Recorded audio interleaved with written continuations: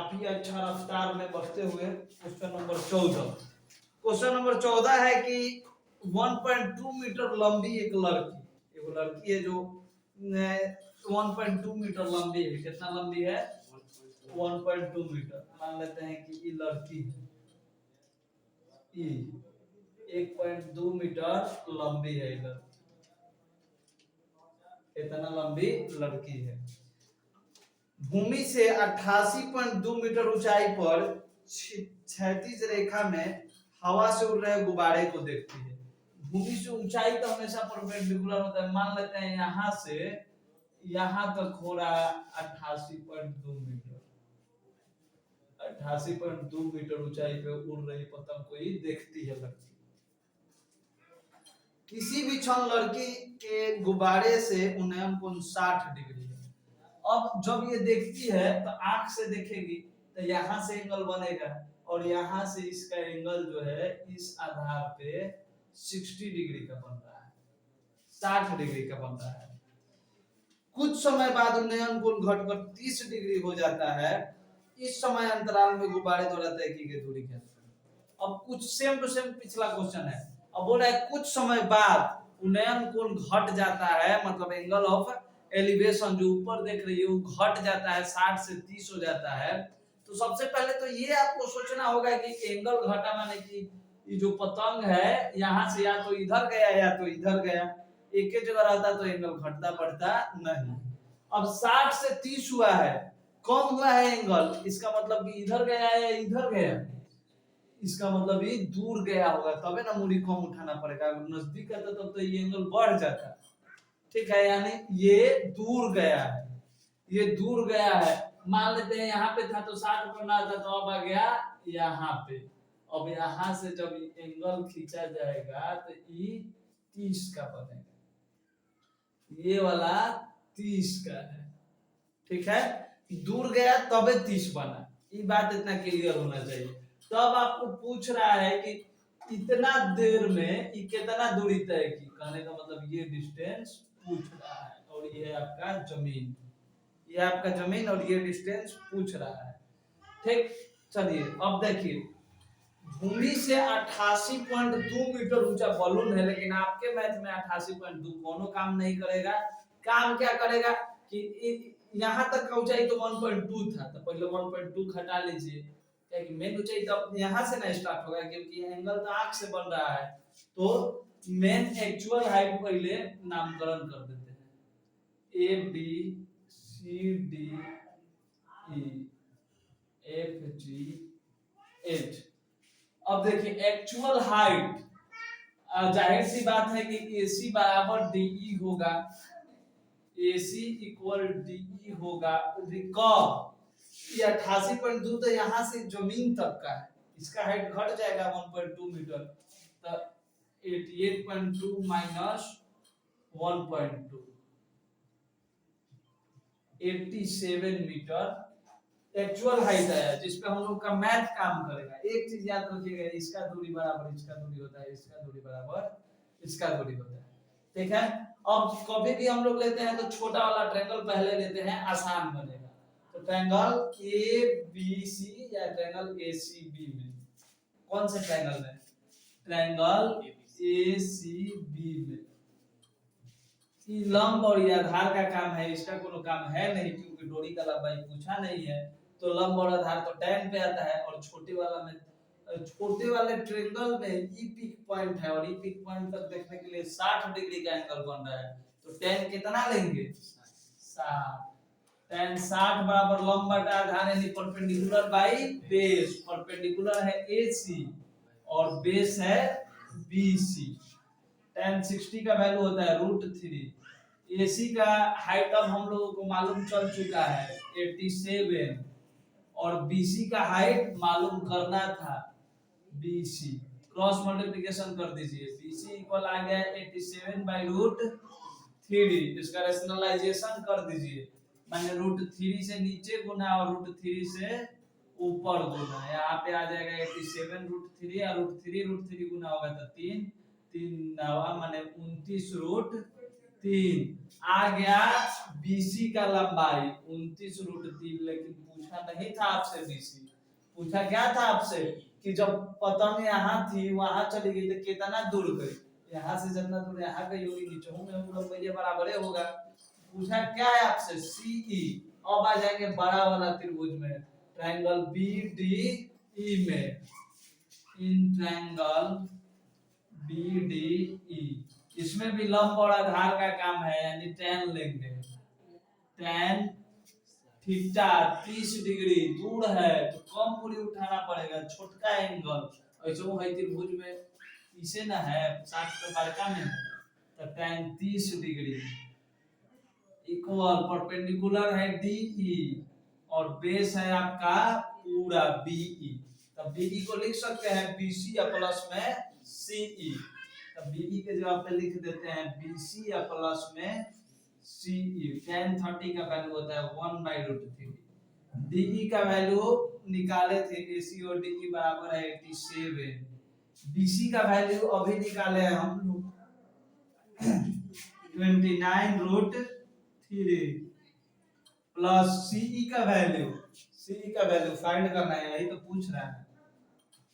Cross multiplication करा देंगे 29√3 plus में सीई इक्वल 87√3, सीई इक्वल हो जाएगा 87√3 प्लस का 29√3 यहाँ चल जाएगा तो माइनस का 29√3, यहाँ से अगर कुछ कॉमन ले सकते हैं तो कॉमन ले लेंगे, तो 29√3 कॉमन ले लेंगे, चाहे डायरेक्ट माइनस से कर देते हैं, √3 एक ही है तो 87 में से 29 माइनस कर दीजिए तो 8 और 6 - 2 4, 48√3 मीटर आंसर,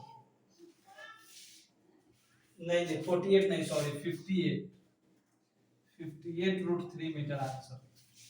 ठीक है, तो आसान क्वेश्चन और बढ़िया क्वेश्चन था, इसको ध्यान से समझिए, नहीं समझ में आया तो एक बार और देखिए वीडियो को, तब समझ में आएगा। 14 क्वेश्चन के बाद आते हैं 15 क्वेश्चन पे, आशा है 14 क्वेश्चन तो आप लोग अच्छे से समझे ही होंगे। 15वां क्वेश्चन देखते हैं क्या है। एक सीधा राजमार्ग एक मीनार के पाद तक जाता है, ठीक है, एगो सीधा मतलब कि हाईवे है जो कि सीधे एक मीनार के पास तक आता है, सीधे आ जाता है, तो मान लेते हैं ये हाईवे है और यहाँ पे एक मीनार है, एक टावर है, एक पोल है, ठीक है।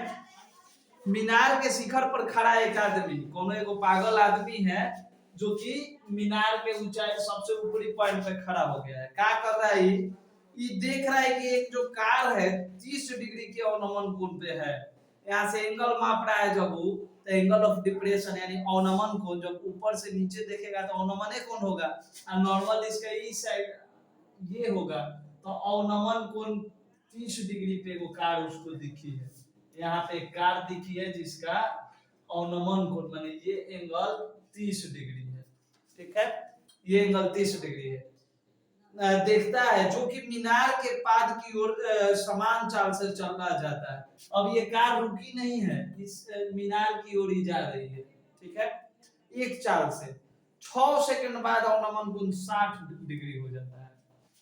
अब यहाँ से जब 6 सेकंड बाद वो एंगल मापता है तो सबसे पहले शुरू में 30 था, अब अवनमन कोण यहाँ से यहाँ आने में 60 हो गई, माने ये एंगल अब 60 हो गया 6 सेकंड में। यहाँ कितना टाइम लगा है 6 सेकंड, याद रखना टाइम है, डिस्टेंस नहीं है। तो पूछ रहा है कि इस बिंदु से मीनार के पाद तक पहुंचने में कार द्वारा लिया गया समय ज्ञात कीजिए, ठीक है। अब पूछ रहा है कि यहां से यहां तक पहुंचने में कितना मिनट का समय लगाई होगी ये कार, अगर सेम स्पीड से चली होगी तो। क्वेश्चन काफी अच्छा है और सोचने वाला क्वेश्चन है। सोचने से पहले तो हम लोग नामकरण कर लेते हैं, बिना नाम के आदमी ये नहीं होता। चलो नामकरण कर लेते हैं ए बी सी डी, ठीक है। यहां से यहां जाने में क्या पूछा है, कितना समय लगाई है, यही ना पूछा है। लिया गया समय ज्ञात कीजिए। ठीक है, अब देखिए समय से तो हम लोग को कोई मतलब है नहीं, हम लोग तो हर एक काम दूरी पे कर रहे हैं अभी तक, तो यहाँ पे दूरी तो दिया नहीं है, तो हम लोग मान लेते हैं पहले कार के स्पीड कि माना ये जो कार है वो एस स्पीड से मीनार की ओर जा रही है, माना कार की चाल एस मीटर पर सेकेंड, मीटर पर सेकेंड, यहाँ पे 6 सेकेंड का बात किया है, इसलिए मीटर पर सेकेंड में मानेंगे, किलोमीटर पर आवर में नहीं मानेंगे। तो कार की स्पीड क्या मान लिए, एस मीटर पर सेकेंड। अब अगर सीडी का दूरी निकालना चाहे तो डिस्टेंस बराबर क्या फॉर्मूला होता है, अकॉर्डिंग टू क्वेश्चन हम लोग जानते हैं कि डिस्टेंस बराबर फॉर्मूला होता है स्पीड इनटू टाइम, दूरी बराबर चाल गुना समय। तो डिस्टेंस कितना होगा सीडी का, सीडी का डिस्टेंस चाल, एस स्पीड को तो एस माने हैं, इनटू टाइम तो दिया है 6 सेकंड, यानी सीडी जो है 6s आ गया, 6s, सीडी क्या आ गया यहाँ पे 6s, डिस्टेंस के अनुसार अगर देखा जाए तो 6s इसका डिस्टेंस आ गया। अब निकालना है आपको, डिस्टेंस वाला में ही बन रहा था, डिस्टेंस हमने इसको कन्वर्ट कर लिए, अब ये डिस्टेंस निकाल लेंगे, उसके बाद टाइम निकाल लेंगे हम। ठीक है, यहाँ तक तो समझ में आ रहा है, लेकिन अभी तक एंगल नीचे नहीं दिया, तो आपको पता है उन्नयन कोण अवनमन कोण के बराबर होगा, क्योंकि अगर इसका नाम m कर दिए तो am पैरेलल हो जाएगा किसके, bd के, जब am bd के पैरेलल होगा तो ये 30 डिग्री तो ये भी 30 डिग्री का है, क्या है कि अल्टरनेट इंटीरियर एंगल यानी कि एकांतर अंतर कोण है, तो एंगल MAD मैड पागल, angle mad equal angle ADB, angle ADB काहे भाई, तो ये है एकांतर अंतर कोण, अल्टरनेट इंटीरियर एंगल, एकांतर अंतर कोण, एंगल मैड बराबर। तो देखिए MAD का वैल्यू दिया है 30, तो मैड के जगह पे अगर 30 रख देंगे तो एंगल ADB बराबर नहीं आ जाएगा 30 डिग्री, चलिए यहाँ का वैल्यू मिल गया 30 डिग्री। अब सेम टू सेम चीज AM पैरेलल है BC के, AM पैरेलल है BC के, तो ये एंगल MAC इक्वल होगा एंगल ACB के, एंगल ACB के, और MAC कितना है 60 डिग्री, तो ये भी कितना हो जाएगा 60 डिग्री। चलिए अब क्वेश्चन उल्टा दिया था लेकिन हम लोग कर लिए सीधा, यहीं तक मेहनत था, बाकी सब पिछला कॉन्सेप्ट ही है। ठीक है, अब रहा बात की सबसे पहले तो छोटा वाला त्रिभुज लेते हैं, तो ले लेंगे, उसमें कोई दिक्कत नहीं है।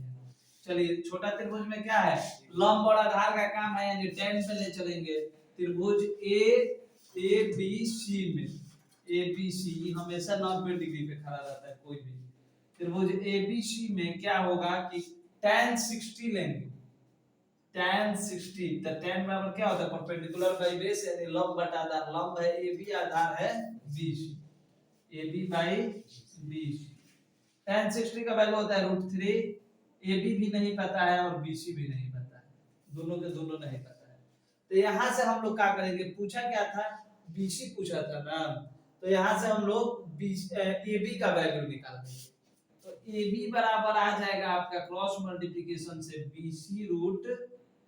BC√3 आ गया AB का वैल्यू।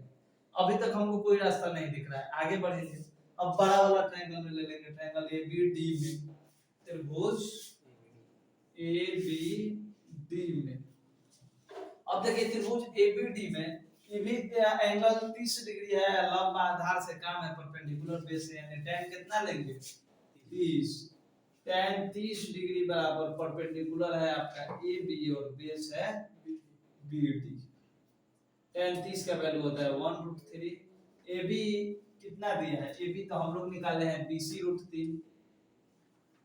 और BD तो है BC प्लस में CD, BD बराबर क्या लिखेंगे BC प्लस में CD, गलती मत करना बीसी से बीसी कटाने का, क्योंकि यहाँ पे प्लस है इंटू नहीं। सीडी का वैल्यू दिया है। अब देखिए बीसी को क्रॉस मल्टीप्लिकेशन करा लेते हैं 1 से, तो बीसी प्लस सीडी और √3 से इंटू होगा तो 3 बीसी। अब देखिए बीसी का वैल्यू क्या है नहीं मालूम है, बीसी का वैल्यू नहीं मालूम है तो बीसी के बीसी छोड़ देंगे। सीडी का वैल्यू निकाल लिए हैं हम लोग 6s है, 6s है इंटू 3 और बीसी का वैल्यू फिर नहीं मालूम है। बीसी बीसी एक कैटेगरी मिल गया तो बीसी जाके उन्हें घट जाएगा, तो 6s बराबर 3bc और प्लस का बीसी हो जाएगा तो माइनस का बीसी, यानी 3 में से एक गया 2bc बराबर 6s, तो bc बराबर 6s बाई में 2, ये गुना में है ने आ गया भागा में ये कट गया 3, यानी bc बराबर आ गया 3s। bc बराबर कितना आ गया 3s। अब आया आंसर लाने का टाइम। जब BC 3s है, दूरी है, लेकिन पूछा दूरी नहीं है, पूछा है टाइम। BC आया है आपका 3s, ये तो आपका डिस्टेंस हुआ। स्पीड को आप माने थे s, स्पीड को आप क्या माने थे s, और निकालना है आपको टाइम, क्योंकि पूछा है टाइम, तो डिस्टेंस बराबर होता है स्पीड गुना टाइम। तो स्पीड बराबर क्या, टाइम बराबर क्या हो जाएगा, स्पीड आ जाएगा ना डिवाइड में, टाइम बराबर हो जाएगा डिस्टेंस बटा स्पीड। डिस्टेंस कितना है 3s, स्पीड कितना है s, s कट गया यानी कि टाइम आ गया 3 सेकंड। 3 सेकंड आपका आंसर होगा, ठीक है। तो ये क्वेश्चन बस यही था, ध्यान से समझिएगा, बहुत ही अच्छा और बहुत ही इंपॉर्टेंट क्वेश्चन था।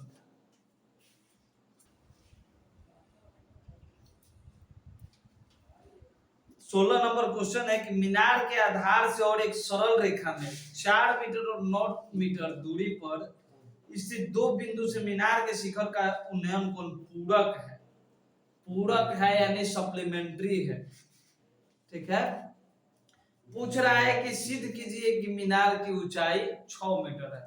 अब आपको ये बोल रहा है कि आप सिद्ध कीजिए, इसका आंसर नहीं दिया होगा आपको, ये तो दिया है आंसर कि 6 मीटर है, लेकिन आप प्रूफ कीजिए कि 6 मीटर है, आप निकाल के दिखाइए 6 मीटर है। आंसर इसका 6 आएगा, आपको ला कर दिखाना है 6, ठीक है। तो सबसे पहले ये तो 6 का काम है नहीं, ये तो 6 अपन मने आ जाएगा तभी ना सिद्ध होगा। अब लेते हैं कि का क्वेश्चन कर रहे हैं, मीनार के आधार से एक सरल रेखा में 4 मीटर और 9 मीटर माने एगो मीनार है, एगो मीनार है। क्वेश्चन नंबर 16 और लास्ट क्वेश्चन इस पार्ट, एगो मीनार है, एक आधार माने नीचला बिंदु, इधर से 6 मीटर 4 मीटर और 9 मीटर मान लेते हैं, ये 4 मीटर पूर रहा है, ये जवाब आते आते 9 मीटर पूर जा रहा है, ये जवाब आते, ठीक।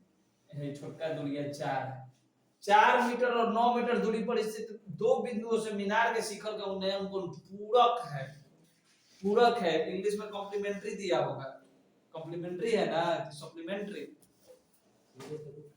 तो पूरक का मतलब क्या होता है, ध्यान दीजिए, पूरक मतलब कि दो एंगल को जोड़ के 90 डिग्री आना चाहिए, ये है पूरक। कॉम्प्लीमेंट्री एंगल, दूर एंगल जोड़ के 90 आना चाहिए। तो देखिए यहाँ पे जो भी एंगल होगा और यहाँ पे होगा, दोनों एक दूसरा के कॉम्प्लीमेंट्री है यानी पूरक है, कॉम्प्लीमेंट्री है यानी पूरक है। आपको सिद्ध करना है कि 6 मीटर क्या है इसका ऊंचाई ना, आपको सिद्ध करना है कि ऊंचाई 6 मीटर है, हम नहीं जानते हैं ऊंचाई कितना मीटर, हम मान लिए ऊंचाई h मीटर है, हम निकाल के दिखा देंगे कि ऊंचाई 6 मीटर आ रहा है, तब तो मानोगे ना कि हाँ 6 मीटर है ऊंचाई, सिद्ध हो गया। अब नामकरण कर देते हैं, इतना ही चीज हमको मालूम है। सबसे बड़ा दिक्कत है कि एंगल मालूम नहीं है, एंगल मालूम नहीं है। तो हम जब ट्रिगो स्टार्ट किए थे तबे बताए थे कि थीटा उटा कुछ नहीं है, जब हम लोग को नहीं मालूम होता था कोई संख्या तो x मानते थे, या जब एंगल नहीं मालूम होता है तो क्या मानते हैं थीटा।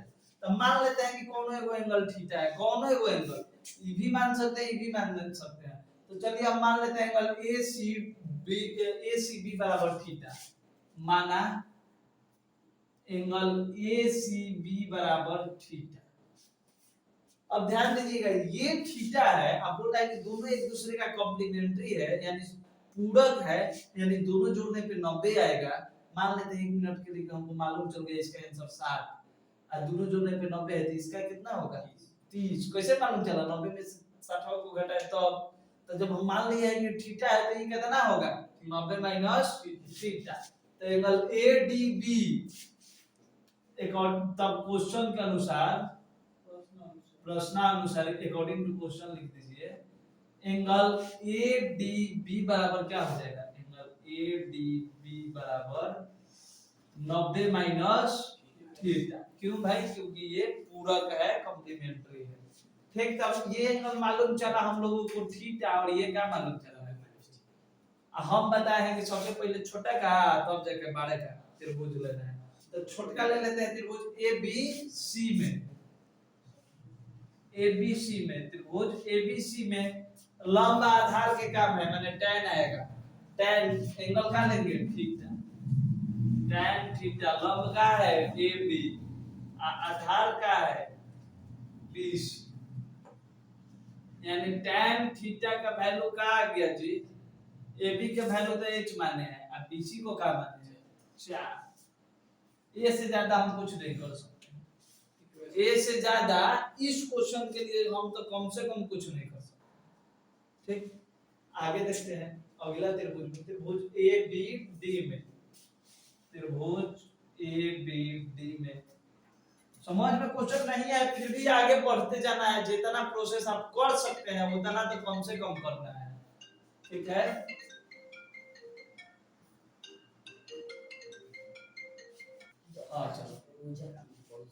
ट्रायंगल ABD में अब इसमें भी लंब और आधार का काम है तो क्या लेंगे tan लेंगे tan थीटा के जगह क्या रखेंगे जी 90 माइनस थीटा रखना है क्योंकि एंगल इतना दिख रहा है और लंब बटा आधार परपेंडिकुलर कितना है AB और बेस कितना है BD को लिख सकते हैं BC या प्लस में BC या प्लस में CD tan 90 minus theta tan 90 minus theta formula याद है cos नहीं cot tan के भाई होता है cot थीटा और यहाँ पे AB का वैल्यू का मान है जी h BC का वैल्यू BC 4 है और CD नहीं मालूम है यहाँ पे BC प्लस CD लिखना ही नहीं चाहिए यहाँ पे डायरेक्ट BD लिखिए और पूरा का पूरा BD का वैल्यू आपको दिया है 9 तो ये हो जाएगा 9। ठीक है पूरा का पूरा BD का वैल्यू दिया था 9। अब इसको भी हम कुछ आगे नहीं बढ़ा सकते हैं सिवाय इक्वेशन 2 मानने के। अब देखिए क्या करेंगे इक्वेशन 1 और 2 को इनटू करा लेते हैं। क्या करा लेते हैं समीकरण 1 और 2 को इनटू करा लेते हैं।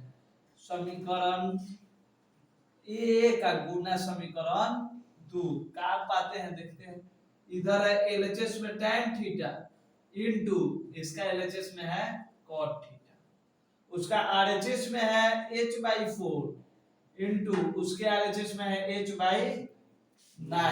अभी भी कुछ नहीं पाए लेकिन आपको याद है कि हम बताए थे ना कि tan थीटा केकरा उल्टा होता है बताए थे tan थीटा उल्टा होता है cot थीटा। तो जब tan थीटा को यहाँ क्रॉस मल्टीप्लिकेशन कराएंगे तो tan theta into cot theta का वैल्यू कितना होगा 1। तो यहाँ जब tan theta into cot theta देखेंगे तो कितना लिखेंगे 1 h इनटू h तो h स्क्वायर हो जाएगा 9 इनटू 4 तो 9 चौका 36 माने h स्क्वायर बराबर 36 में 1 से गुना करेंगे 36 तो h बराबर भाई स्क्वायर होने जाएगा तो रूट बन जाएगा यानी h बराबर 36 का वर्गमूल 6 मीटर। ठीक है 6 मीटर ये आंसर नहीं लिखेंगे ये लिखेंगे प्रूव्ड। ये क्या लिखेंगे प्रूव्ड क्योंकि ये आंसर नहीं आया है। आंसर तो देखिए दिया था क्वेश्चन में कि 6 मीटर ऊंचाई है आप साबित कीजिए तो हम भूल गए कि 6 मीटर ऊंचाई है हम साबित कर दिए हम ऊंचाई निकाल दिए कि कितना है निकाल दिए तो ऊंचाई आया 6 तो हम यहां पे लिख देंगे प्रूव्ड कि हां जी लीजिए हम सिद्ध कर दिए कि ऊंचाई आपका 6 मीटर है। इसी के साथ 9 चैप्टर आपका खत्म हुआ जिसका नाम हाइट एंड डिस्टेंस था। ठीक है अब अगला चैप्टर जो है आपके डिमांड के अनुसार बदल भी सकता है लेकिन मेरे डिमांड के अनुसार 6 चैप्टर का पढ़ाई होगा जो कि क्लास 10th का सबसे इंपॉर्टेंट चैप्टर है त्रिभुज, जिसमें सिद्ध करने वाला है, और ज्यादातर बच्चों को इस चैप्टर में ही कठिनाई होता है। तो अगला चैप्टर, नेक्स्ट चैप्टर, 6 चैप्टर चालू होगा और मिलेंगे हम लोग अगले वीडियो में। तब तक के लिए धन्यवाद।